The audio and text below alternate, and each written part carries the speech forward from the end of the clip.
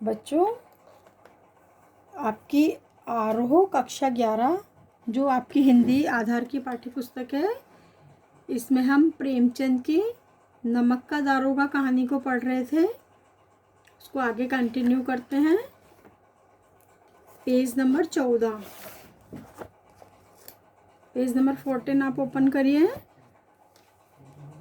Third paragraph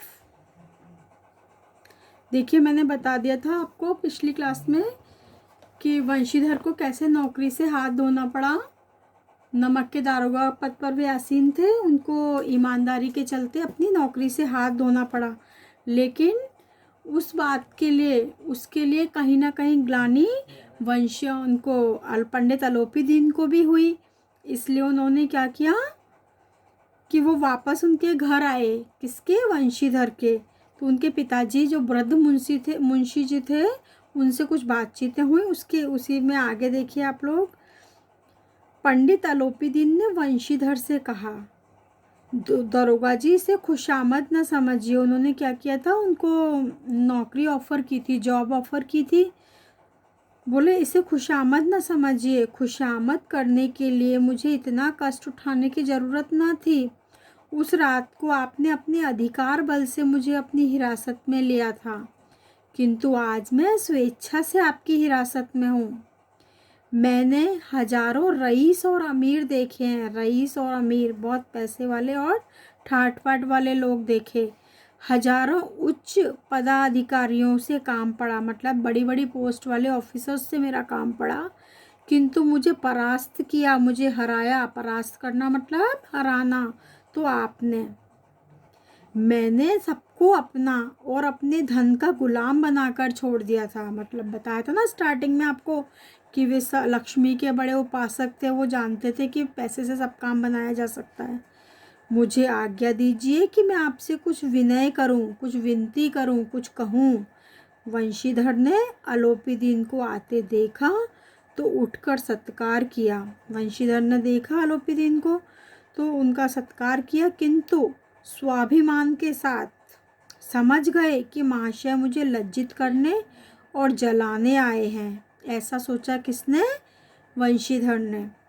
क्षमा प्रार्थना की कर चेष्टा नहीं की। उन्होंने कोई उनसे सॉरी वॉरी नहीं बोला, कोई क्षमा याचना नहीं की, वरन उन्हें अपने पिता की यह ठकुर सुहाती बातें असह्य प्रतीत हो रही थी। ठकुर सुहाती बातें मतलब लल्लो चप्पू वाली बातें, मीठी मीठी बातें जो थी ना, वो उन्हें असह्य सी प्रतीत हो रही थी, मतलब उनको सहन नहीं हो रही थी। पर पंडित जी की बातें सुनी तो मन की मैल मिट गई। जो उनके मन में कटुता थी वो मिट गई। पंडित जी की ओर उड़ती हुई दृष्टि से देखा, सद्भाव झलक रहा था। गर्व ने अब लज्जा के सामने सिर झुका दिया। मतलब वंशीधर जी वो समझ गए कि ये मेरे क्या क्या करने नहीं आए हैं, मुझे लज्जित करने नहीं आए हैं। शर्माते हुए बोले, यह आपकी उदारता है जो ऐसा कहते हैं कि मुझसे जो कुछ अविनय हुई है उसे क्षमा कीजिए। सॉरी मांग ली उन्होंने। फिर, मैं धर्म की बेड़ी में जकड़ा हुआ था, नहीं तो वैसे मैं आपका दास हूँ। जो आज्ञा होगी वह मेरे सिर माथे पर होगी। ऐसा किसने कहा? मुंशी वंशीधर ने। अलोपी दीन ने विनीत भाव से कहा, उन्होंने भी बड़े विनय के साथ क्या कहा, नदी तट पर आपने मेरी प्रार्थना नहीं स्वीकार की थी, रिश्वत नहीं ली थी, किंतु आज मैं आपसे जो प्रार्थना करूंगा, विनती करूंगा, उसको स्वीकार करनी पड़ेगी।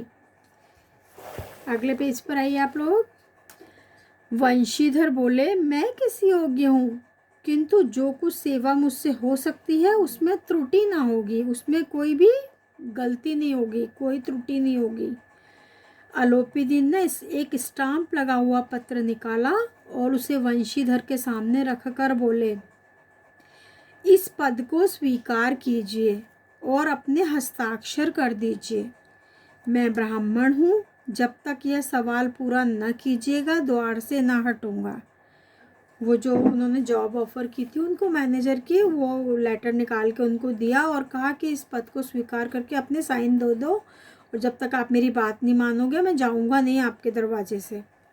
मुंशी वंशीधर ने उस कागज को पढ़ा तो कृतज्ञता से आंखों में आंसू आ गए। पंडित अलोपीदीन ने उनको अपनी सारी जायदाद का स्थायी मैनेजर नियुक्त किया था। 6,000 वार्षिक वेतन के अतिरिक्त रोजाना खर्च अलग, सवारी के लिए घोड़े, रहने को बंगला, नौकर चाकर मुफ्त। कंपित स्वर में बोले, पंडित जी, मुझ में इतनी सामर्थ्य नहीं कि आपकी उदारता की प्रशंसा कर सकूं, किंतु मैं से उच्च पद के योग्य नहीं हूँ।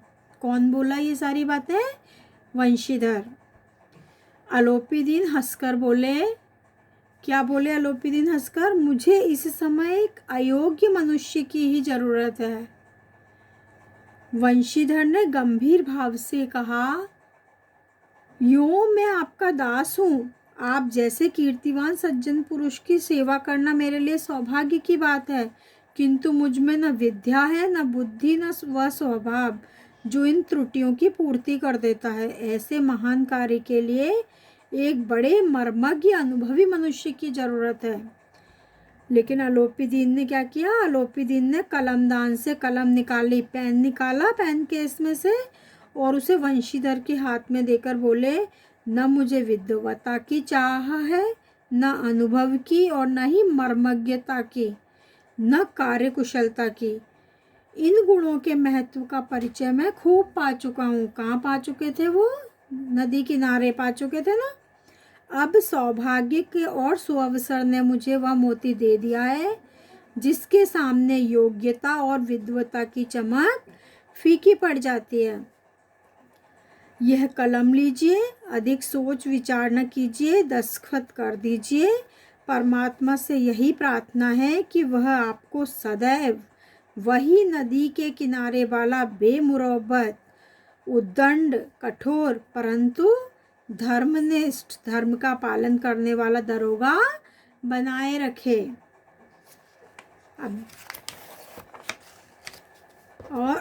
फिर क्या हुआ? वंशीधर की आंखें डबडबा आईं, आंखों में पानी आ गया, उनकी आंखें भर आईं। हृदय के संकुचित पात्र में इतना एहसान न समा सका।